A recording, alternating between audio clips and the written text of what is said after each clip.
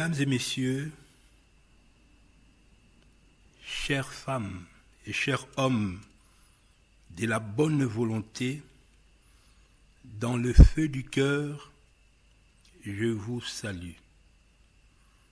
Aujourd'hui, nous sommes le samedi 6 août 2016. Comme promis, moi et Koumani, je vais raisonner pour la dernière fois en ce qui me concerne l'évangile de la vérité que Maître Yoshua a promis pendant ces jours d'épiration et de jugement, que les hommes et les femmes de bonne volonté soient accompagnés. Peuple de l'Afrique centrale, peuple du Caraïbe et du Pacifique, nous vivons une période cruciale de notre humanité. Nous vivons une période, un tournant cosmique pour notre planète Terre. Ce tournant cosmique peut être considéré comme un passage d'une période vers une autre période, et ces passages, ça se fera dans un accouchement dans la douleur. Ces tournants cosmiques, c'est aussi la fin d'un cycle. Bientôt, mesdames et messieurs, et c'est là de manière naturelle, le serviteur de Dieu invisible qui occupe ou qui s'occupe des éléments de la terre, c'est-à-dire les élémentaux qui s'occupent de la terre, de l'air, de l'eau et du feu, ils vont en synergie avec les autres essentiels qui s'occupent de nos énergies provenant de nos actes, des énergies provenant de nos émotions, des énergies provenant de nos sentiments exprimés, les centrales des énergies de nos pensées, aussi bien de nos pensées mentales que de nos pensées du cœur. Tous ces serviteurs de Dieu, dans des actions conjuguées, qui sera dirigé depuis le trône du Très-Haut, ils vont procéder au nettoyage de notre partie cosmique. Misala na biso, ba pensée na biso, ça produit des énergies dans le monde astral ou dans le monde de formes et de pensées. Et toute cette pollution que la Bible appelle les royaumes de la Babylone la Grande, cette infection dans notre planète, de manière naturelle, nous sommes arrivés à un temps où il y aura un grand nettoyage. Et ce nettoyage va se faire par le serviteur invisible de Dieu. Ce nettoyage, c'est un processus matériel qui s'inscrit dans la volonté de Dieu.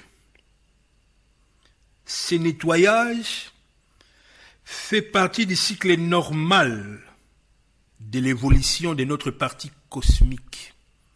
La matière évolue, la matière a une naissance, la matière grandit, la matière arrive à la maturation et la matière se décompose pour redevenir une nouvelle sémence, afin que le cycle puisse recontinuer de manière éternelle. Eh bien, notre partie cosmique a vieilli. Et dans ces vieillissements, le Très-Haut a prévu, dans ces temps qu'on appelle le temps de la fin, ce n'est pas la fin du monde, en tant que fin de la matière, mais c'est la fin d'un système, c'est la fin d'une expérience. La nature va se régénérer, et cette régénération, cet accouchement, peut passer par des périodes difficiles. Cette régénération consiste à nettoyer, à rendre propre cette partie cosmique. Or, malheureusement, cette partie cosmique, depuis l'expérience des humains sur Terre, nous avons pollué dans les actes, nous avons pollué dans les sentiments et les émotions exprimées qui ont constitué des centrales des énergies dans les lieux élevés. Et nous avons également pollué dans la pensée, dans notre mental ou dans nos intuitions.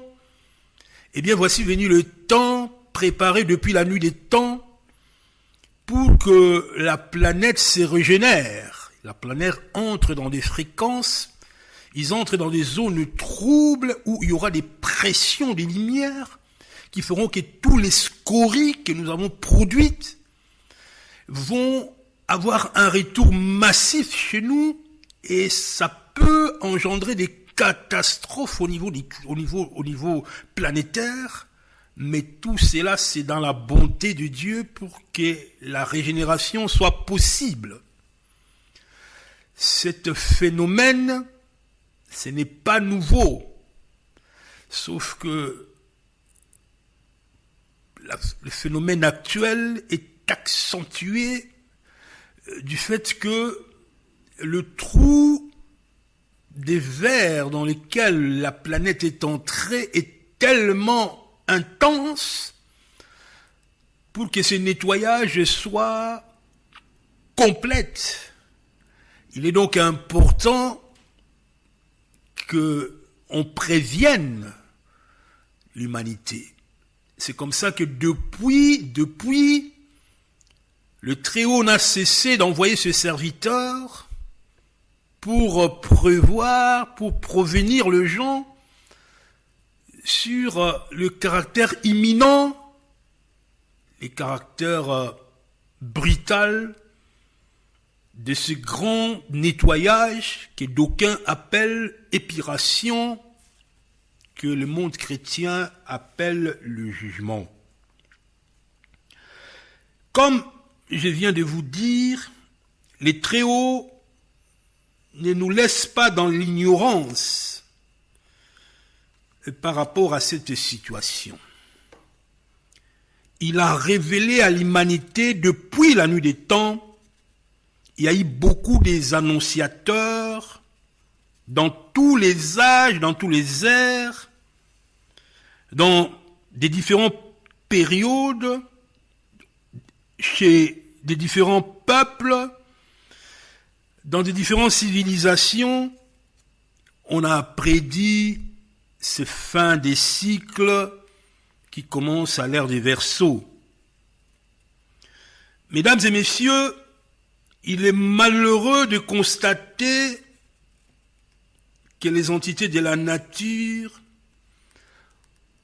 eux, ils ont travaillé de manière fidèle aux lois et aux principes qui gouvernent la création, c'est-à-dire la volonté de Dieu.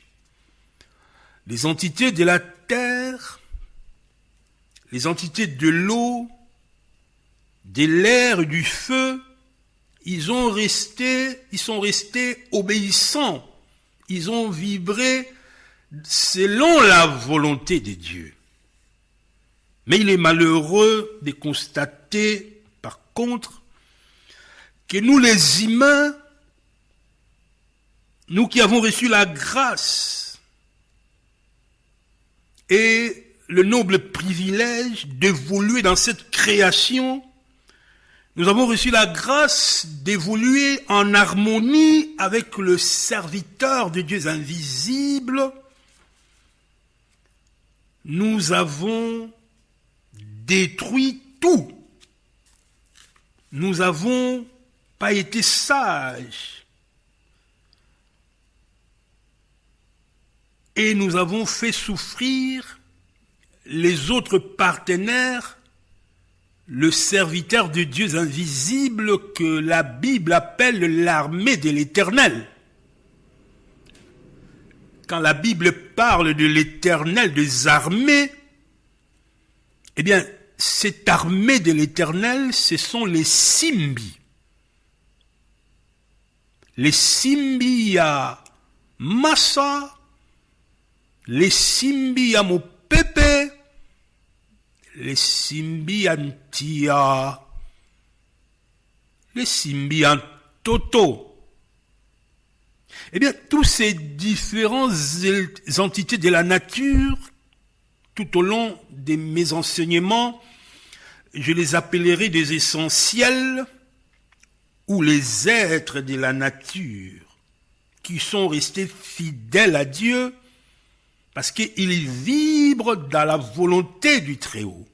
Mais nous, les humains, parce qu'on nous a déposé le libre arbitre dans notre berceau quand nous sommes arrivés ici dans la post-création, nous avons abusé ce libre arbitre-là. Nous avons utilisé les ressources de la terre de manière honteuse. Nous avons utilisé les ressources de la terre sans sagesse. Nous avons produit des actes inconscients. Des actes qui ont mis en péril l'équilibre de l'écosystème.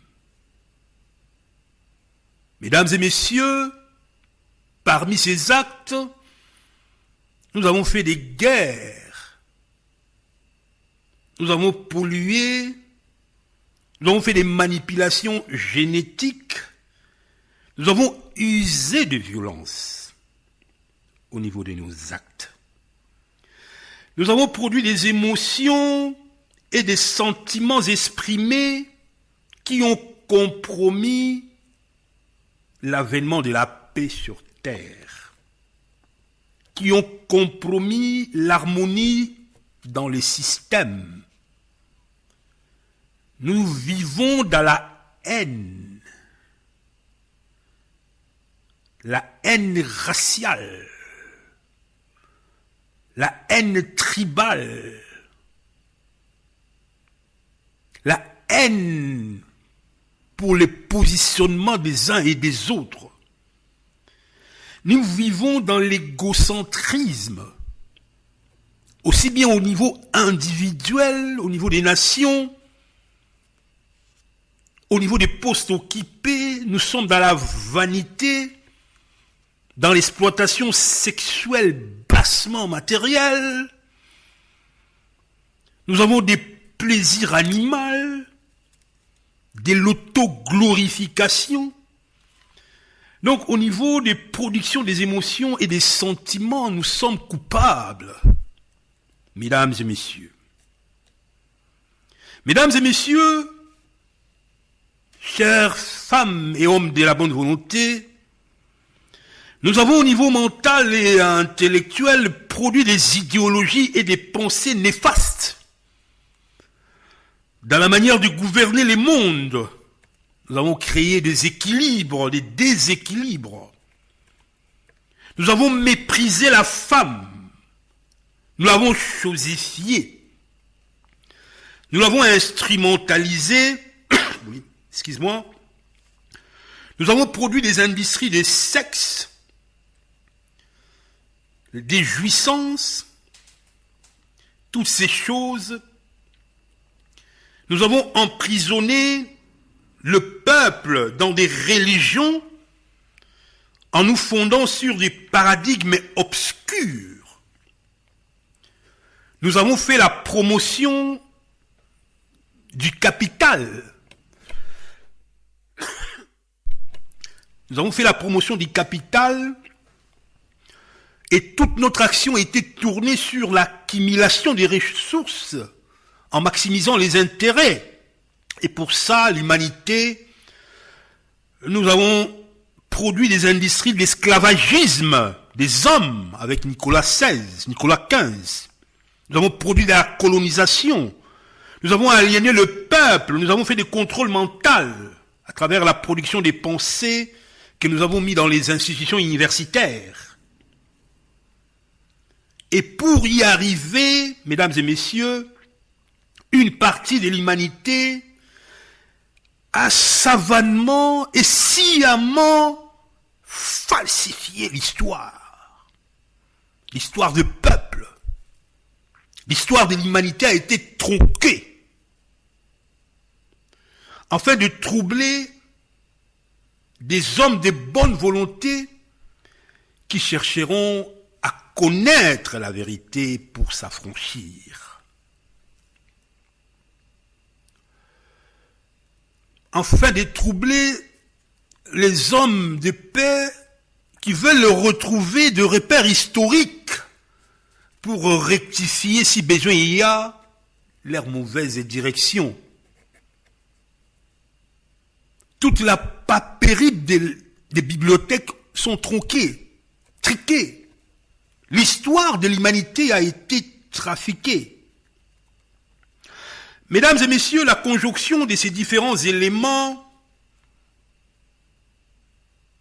nous met aujourd'hui dans une situation de confusion totale. Nous ne savons pas à quel saint se confier. Nous nous accusons donc les uns les autres. Nous sommes dirigés par la haine, la colère, les déceptions, l'humanité. Nous ne savons plus ce qu'est la relation avec le Très-Haut, avec la nature. Nous ne savons absolument rien de la volonté de Dieu qui est inscrite dans la nature. Nous sommes dans une situation difficile. Les gens sont à la quête du survie. Nous avons dans ce monde une politique d'immigration anarchique. Les peuples se sont déplacés en désordre. Nous avons produit des génocides. Bref, les humains n'ont pas de bonheur. Mesdames et messieurs, même le secteur de l'information est devenu le secteur de la désinformation, du mensonge. Le socle de base des secrets de l'État est bâti sur le mensonge. Aujourd'hui, quand on parle du secret de l'État, c'est-à-dire ce sont des choses qui vivent dans les basses fréquences. Il n'y a plus de leadership. La tête n'existe plus. Il n'y a plus de tête pensante qui doit conduire l'humanité vers le droit chemin. Mesdames et messieurs, je suis Ekoumani Kouloutou. Si nous observons la nature, nous voyons que l'ordre naturel exige de tous les éléments qu'il y a un leadership. Vous observez les corps humains, il y a un leadership, la tête. Vous observez la famille, il y a un leadership. Je vous scandalise un peu, mais vous allez trouver ça, vous allez comprendre ça par la suite. C'est la femme. Et pour son leadership, pour aider cette humanité, il a besoin de l'homme comme roi sur la terre. Mettez ça avec beaucoup de pincettes, mais je ne peux pas vous tromper à cette étape, parce que vous n'avez pas encore beaucoup des éléments pour comprendre pourquoi j'ai dit que le leadership dans la famille, c'est la femme.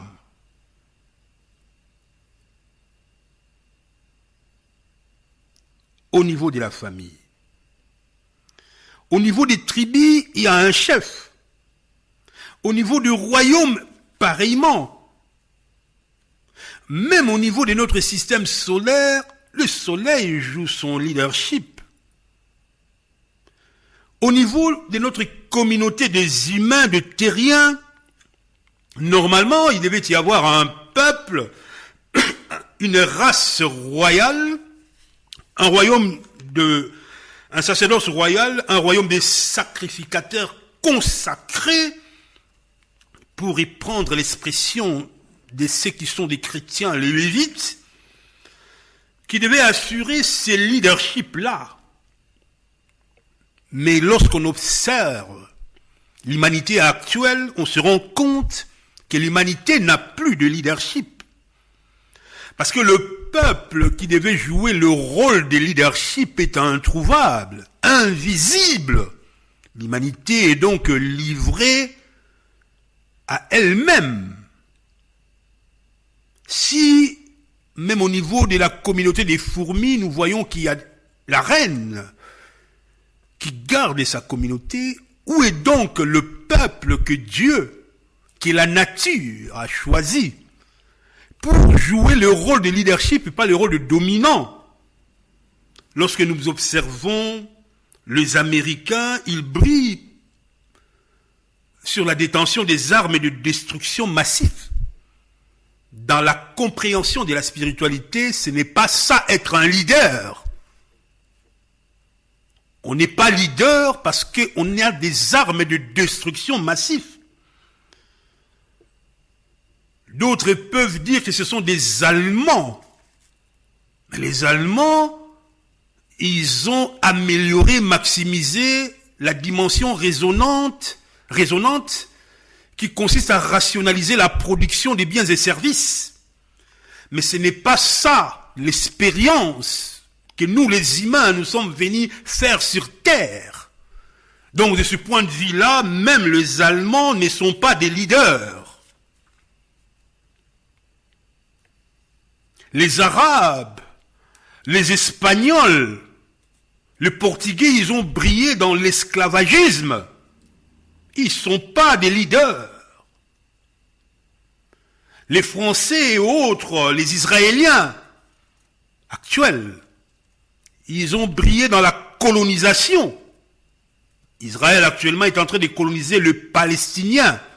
Ce n'est pas ça l'attitude de Muntu, de la tête. Par contre, beaucoup de chrétiens, surtout dans les milieux évangéliques, beaucoup de chrétiens pensent que c'est le peuple d'Israël actuel que Dieu a établi comme leader.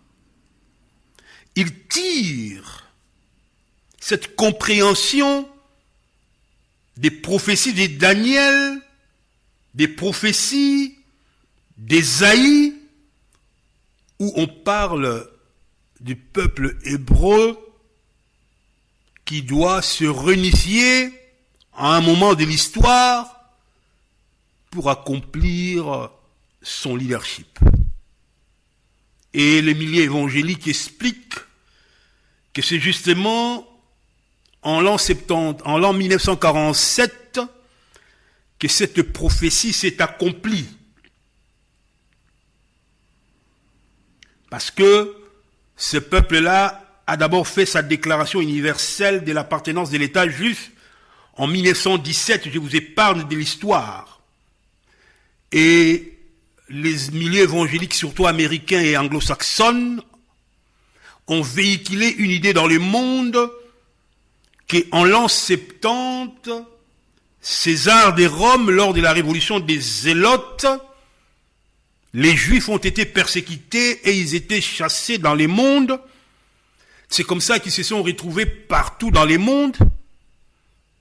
Et voilà, cet arbre coupé pendant 7 ans, d'après la prophétie de Daniel, s'est reconstruit en 1947 avec David Ben-Gurion.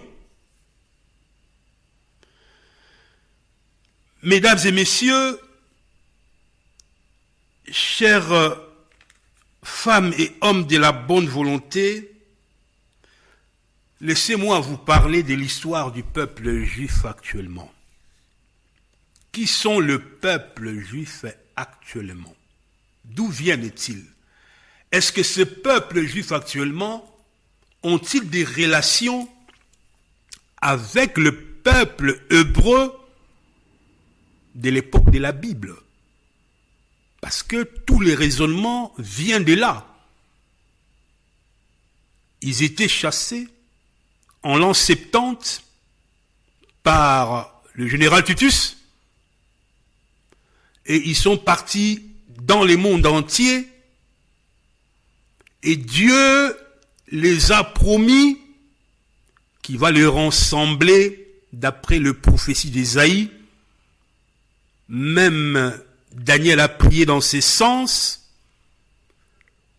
et les milieux évangéliques depuis les années 50 ont milité pour soutenir ce peuple d'aujourd'hui qui occupe la Palestine, que nous appelons le pays d'Israël.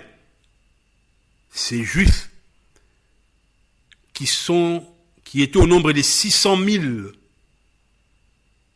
en 1947, lorsqu'on les a donné cette portion de Sion pour bâtir l'État hébreu, qui aujourd'hui théorise la planète entière et met en menace la planète entière. Mais nous, le chrétien congolais, le chrétien africain, nous fondons sur la Bible, nous prenons ce peuple aujourd'hui comme étant le peuple de la descendance des Hébreux, les Sémites. Et toute la théologie est basée sur ce peuple-là parce que Paul a dit, pendant un temps, il a rejeté son peuple, il nous a greffés comme des fils d'adoption, mais viendra un temps où il récupérera son peuple, parce que nous, de ce point de vue du Paul, de la théologie paulienne, nous sommes les nations, nous sommes des païens. Eh bien, ce soir, nous allons voir l'imposture, la plus grande imposture de l'histoire de l'humanité. Et lorsque vous aurez compris cette imposture et vérifié cette imposture, c'est alors que vous allez finalement vous interroger sur l'histoire qu'enseignent les écoles bibliques, l'histoire qu'enseignent les écoles théologiques, et qui sont le vrai peuple de Dieu. Avant de vous lire qui sont les vrais peuples de Dieu, laissez-moi d'abord vous lire un verset dans les livres d'Apocalypse en ce qui concerne l'église de Philadelphie. Je reviendrai par les explications par la suite. Les prophéties disent que voici, je te donne, c'est de la synagogue de Satan, de l'adversaire. Je te le donne, ceux-là qui se disent juifs, mais ne le sont pas, et qui mentent. Il y a donc un peuple qui vient de la synagogue de Satan, qui se dit juif. Les prophètes a vu ça de loin. Mais il dit à la communauté de Philadelphie, j'aurai le temps de revenir là-dessus, qu'à ton temps, ce peuple sera démasqué et démystifié. Pendant longtemps, au travers de l'histoire, ils se disaient juifs, mais ils ne les étaient pas. Mais d'où vient ce peuple juif qui se disait juif, mais qui en réalité ne le sont pas? Parce que la plupart des gens qui emploient les mots antisémitisme, ils n'ont jamais lu l'histoire, ils n'ont jamais compris la provenance du judaïsme et de son passé. Il est donc important que nous précisions cela. D'où vient le peuple que nous appelons le peuple juif? Le peuple juif, ce sont les juifs actuels. Ils ne viennent pas du Moyen-Orient à l'époque de Maître Yoshua. Les juifs actuels, il y en a qui viennent de l'Espagne et il y en a qui viennent du royaume des Khazarias. C'est un royaume au cœur de la Russie. Rien à voir avec le Moyen-Orient, parce que en 70, les faits qu'on nous raconte que Titus a fait fuir le juif du Moyen-Orient, ce n'est pas documenté. Il n'y a aucun écrit qui prouve cela. Les scientifiques ont fait des recherches, même de grands professeurs de l'histoire de l'université de Tel Aviv l'a confirmé. Mesdames et messieurs, le Khazar, vers le 8e siècle après Jésus-Christ, était situé entre l'Empire romain d'Orient, il y avait l'Empire romain d'Occident, et puis l'Empire romain d'Orient, il y avait Kiev, en haut il y avait la Bulgarie, et puis en bas il y avait Perse, donc l'Iran et l'Irak et tout ça, et donc l'ensemble du royaume de l'Empire byzantin. Les Khazars sont donc un peuple d'origine turque, ce sont les Turcs, dont la vie et l'histoire est liée au peuple juif parce qu'ils se sont immigrés dans la Syrie actuelle. Ils sont des nomades normalement, ils vivaient des rapines, ils vivaient des pillages. C'était des gens sans foi ni loi. Au milieu du 6e siècle, ces gens-là, les Khazars, ils se sont établis au sud de la Russie. Et ils ont bâti leur monarchie, le royaume des Khazars, qui a atteint son apogée en menant constamment des guerres. C'était des guerriers, c'était des sauvages. Ici, je ne suis pas en train d'injurier qui que ce soit, je suis en train de restituer la vérité historique et vous pouvez vérifier. Ils ont fait beaucoup de guerres et ils ont réussi par là à occuper le grand territoire de la mer Noire, de la mer Caspienne, de la Caucase et jusqu'au Volga. Ces peuples étaient connus par des pratiques malsaines, l'incexe, les orgies, des choses comme ça. Au 8e siècle, le roi Chagam, le roi du Khazar, il est tombé sur les Talmuds et il s'est converti au judaïsme. Et il a fait convertir toute sa cour au judaïsme et par la suite, il a imposé cette religion au peuple. Vous savez que dans la religion juive, il y a les prosélytismes. On peut devenir juif quand on pratique l'acte de la circoncision. Eh bien, ce royaume des Khazariens, ces gens qui n'avaient ni d'Ève ni d'Adam, des descendances d'Abraham, d'Isaac et de Moïse et de Jacob, qui n'avaient rien de sémite, qui n'avaient rien d'hébreu, qui était un peuple dans les orgies, un peuple païen. un peuple d'origine turque. Ce peuple, lorsque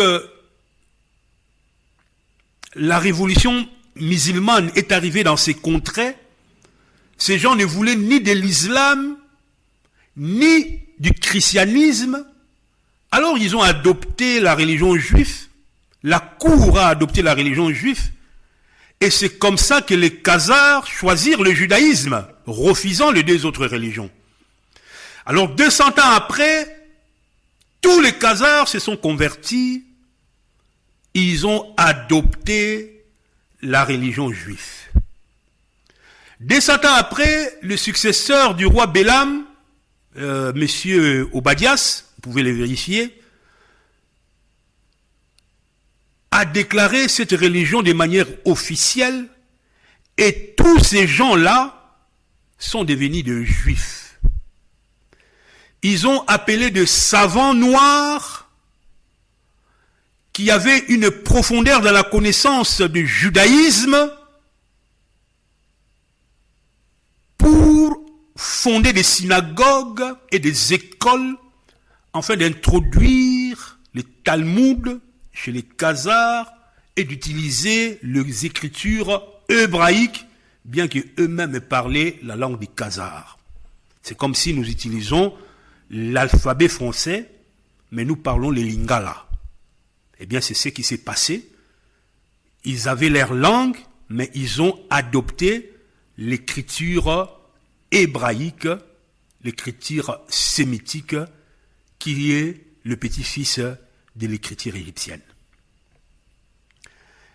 Donc, le roi Obadias, il laisse le trône à son fils Ézéchiel, ainsi de suite, et tous les descendants sont donc devenus de juifs depuis la Scandinavie. Et ils ont parcouru le monde parce qu'on a constaté quelque chose dans ces peuples, ils avaient un quotient intellectuel très élevé. Ils étaient affûtés dans les commerces. Ils étaient un peuple qui aimait l'argent. C'était des opportunistes devant l'Éternel. Et ils ont envahi l'Europe. Ils ont colonisé les finances. Ils se sont introduits dans les médias.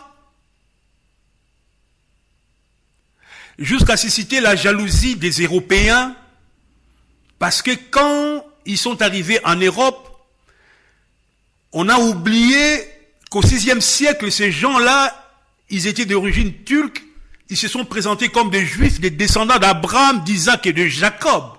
Il n'en était rien. Alors tout le monde a cru l'imposture que ces gens-là étaient les 12 tribus d'Israël qu'on a chassés à l'époque d'Ézéchiel.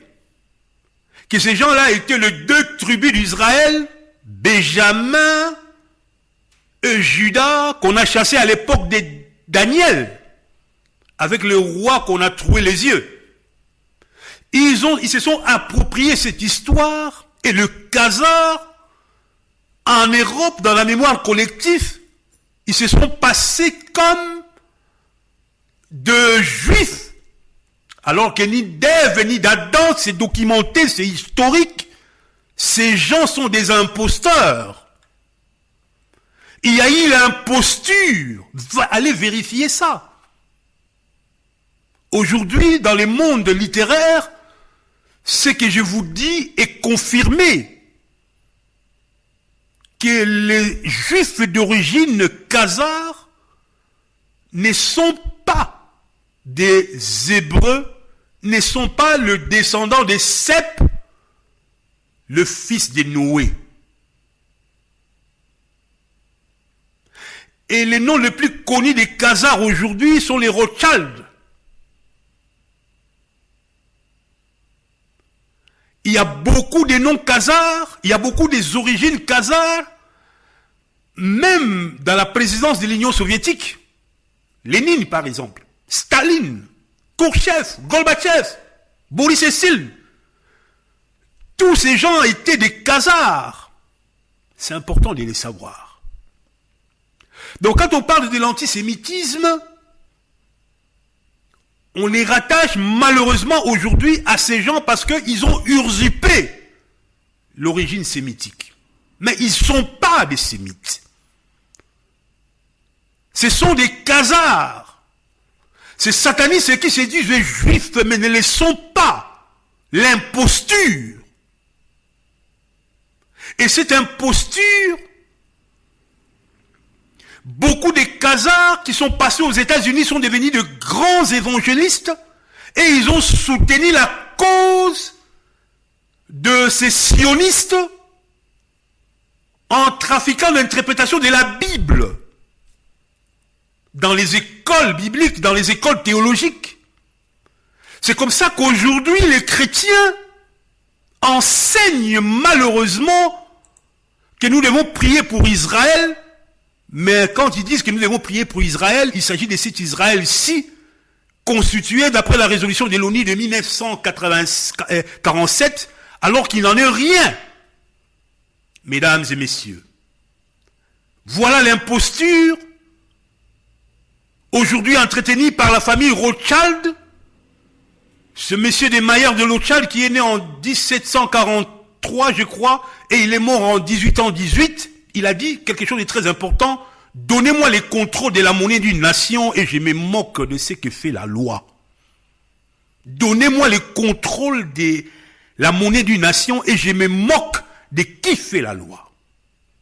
Voilà la philosophie un peu de ces gens que nous disons malheureusement par ignorance qui sont les descendants d'Abraham, d'Isaac et de Jacob, et nous voyons à travers la réalisation de l'État hébreu de 1947 l'accomplissement de la prophétie de Daniel. Non, c'est de l'imposture. Eh bien, si on en arrive là, vous comprenez que toute l'histoire est à revoir. Toute la théologie tombe, parce que le khazar n'est pas Israël. Israël actuel n'est pas Israël. Mais qui sont les vrais Israélites? Où sont-ils partis? Qu'est-ce qui s'est passé? Il est donc urgent que nous puissions reconstruire l'histoire. Car pendant plus de 2000 ans, le monde a été dirigé par l'imposture. Ces satanistes qui se disent juifs mais ne les sont pas. Ils sont des menteurs. Or, toutes les interprétations de l'arbre de Daniel, des différentes prophéties d'Ésaïe, nous l'avons calqué sur ces calendriers de menteurs. L'histoire du monde a été trafiquée. Nous sommes donc au temps de la fin où les vérités historiques doivent être rétablies afin que le vrai peuple de Dieu se découvre. Mesdames et messieurs, chers frères et sœurs de la bonne volonté, et particulièrement mes frères de l'Afrique centrale, parce que vous allez voir plus tard que vous êtes un peuple qui devait jouer le rôle de leadership dans le monde. Mais à cause de votre désobéissance à Dieu, c'est comme ça que les premiers sont devenus le dernier. Mais Maître Yoshua a dit, à l'heure du verseau, les derniers seront les premiers. Mais il est important qu'on rétablisse l'histoire. Et il est important que ceux qui m'écoutent puissent eux-mêmes investiguer pour avoir la réalisation de ce que Koumani est en train de dire. Voilà, mesdames et messieurs, chers compatriotes, notre première leçon, l'imposture. Israël n'est pas Israël. Toute la théologie tombe. L'histoire est à refaire. Merci beaucoup de votre écoute. Je mettrai cette émission dans la résonance en français écoutez-les, vérifiez, étudiez. Dans 2 semaines sur le plateau de la télévision, moi et Mbuta Chibangu, nous allons approfondir cette imposture. Il va me poser des questions et je répondrai et on fera un débat. Et lorsqu'on fera ce débat-là, il va vous donner son numéro de téléphone et son adresse email pour que dans les autres débats, vous puissiez poser vos questions à lui et lui transmettra. Nous ne sommes pas en train de dénigrer n'importe quel autre peuple, mais nous sommes en train de faire une mission. Mais il est important pour que cette mission se fasse